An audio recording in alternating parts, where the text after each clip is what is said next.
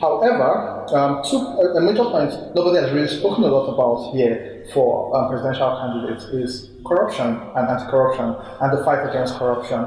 Has anything changed? Has it become worse, or have we just seen things being swept under the rug? I'll tell you what. The war against corruption today is just as it was in 1984. A lot of drama, a lot of action, but no real results. One of the first things we have to remember was President Muhammadu Buhari was unable to get a single pound from Margaret Thatcher in his bid to return looted funds. Now look at what is going on again. He has been talking about it, signing MOUs with the United Arab Emirates, attending anti-corruption summits in the United Kingdom. But it goes more than that. People want to see that you respect the rule of law. A president that does not respect the courts is extremely corrupt. So President Buhari is a totally ridiculously entrenched corrupt person that protects his cronies and would attack people perceived as political opponents. But now look at what has been happening. Look at what's been happening. The list from Switzerland offering to return 321 million. Yeah. So I mean, I think the Swiss repatriation process has been in place since the Okonjo-Iweala agreements and things like that. I mean, the Obasanjo regime. So it's just like our real lines. Yes, I mean, and actually, one of the things about this particular fund is that it is the last Nigerian money on Swiss soil. Yep. Over $700 million has already been returned. This $321 million is like the last that we're expecting from Switzerland, except new money. Nothing new has really happened. Nothing new has happened. One of the things that I really think about, is the lack of respect for rule of law and the way people are being hounded, at night without proper investigations, without trials, and people are losing these cases. President Buhari has lost a lot of cases. Do you think that has contributed to the impunity by SARS, which we are all complaining about? Because it's top to bottom. If the presidency is not controlling and respecting the courts, if EFCC is only attacking former PDP people as it really is, and maybe a handful of APC people, don't you think that's what has trickled out to let SARS do what? Yeah, I mean, the only thing I get from the president's body language, impunity. So in Nigeria, a major concern has been corruption, and that hasn't been spoken about so much. In the last couple of years, we've seen the SGF of the Federation being reported to have assigned 200 million plus to the company which he owns for cutting grass in the state. We've seen the DG of NIA removed. We've had the head of EFCC accused of living above his means. We've seen the Maina saga. Just last week, there's the case of someone instructing the DG of SEC to stop the probe into Owando. And this, to me, shows a system is hiding corruption. And this government came in based on the watchword integrity. How would we gauge the corruption fight or lack of it thereof so far? It's a disaster. I don't think there is a fight against corruption. I think there is a fight against persons that is being used to legitimize what appears to be the fight against corruption. For instance, just before this question, you were talking about if there's a link between the kind of impunity we are seeing, the interagency rivalry and things like that, and the body language of the president. I'd say it's totally on the president. The president of the Federal Republic of Nigeria represents impunity, is the ambassador, is the poster child of impunity. He did it in 1984, where he ordered the kidnap of a Nigerian minister in a foreign land, in Bayswater in London.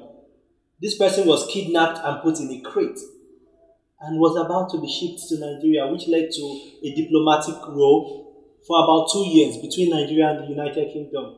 Yet, the most important thing about this is President Buhari did not take credit for it, because he denies everything.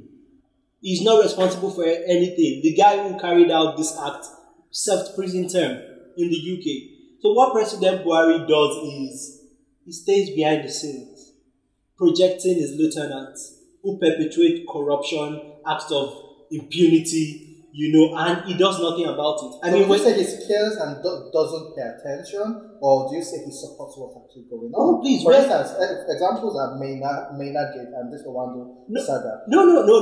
The president is a culprit. He's a suspect. Maynard said the president instructed. I don't know what else we are looking for. It's like we need God himself to tell us that Buhari lacks discipline, that Buhari is not competent, that Buhari is as corrupt as any other person you can think about. So you put it on him as opposed to the people he has around? No. Maynard clearly identified the president.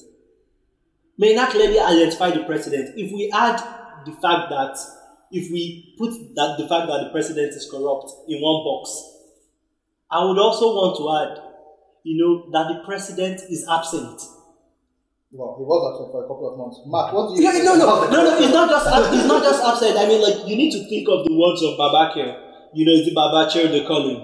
He said, "Who is the presidency?"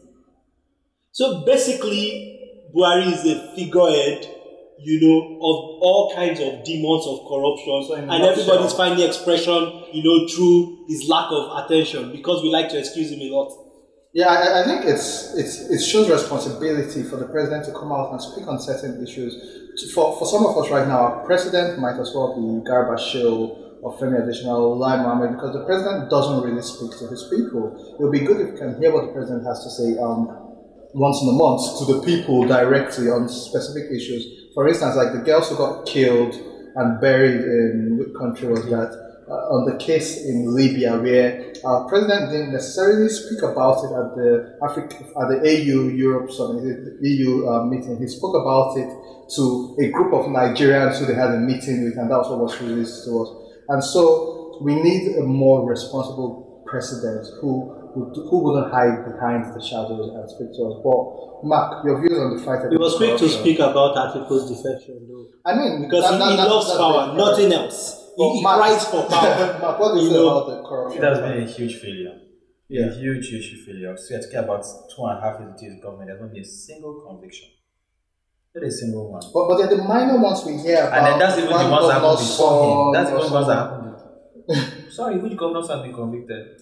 There are some cases which you've seen. Are you thinking of the Adamawa guy? The Adamawa guy, the Gilani was overturned.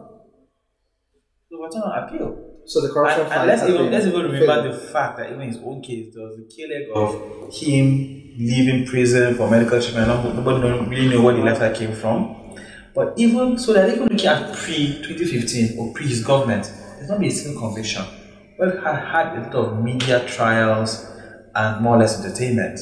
Like the wife of the former president. We can list them plenty. We can go from Dasuki to Mrs. Jonathan, to the judges, to there's a litany of them, and many have been lost. Yeah. Many have been lost where all they need to do is a no-case submission, which means the prosecutor doesn't prove his case.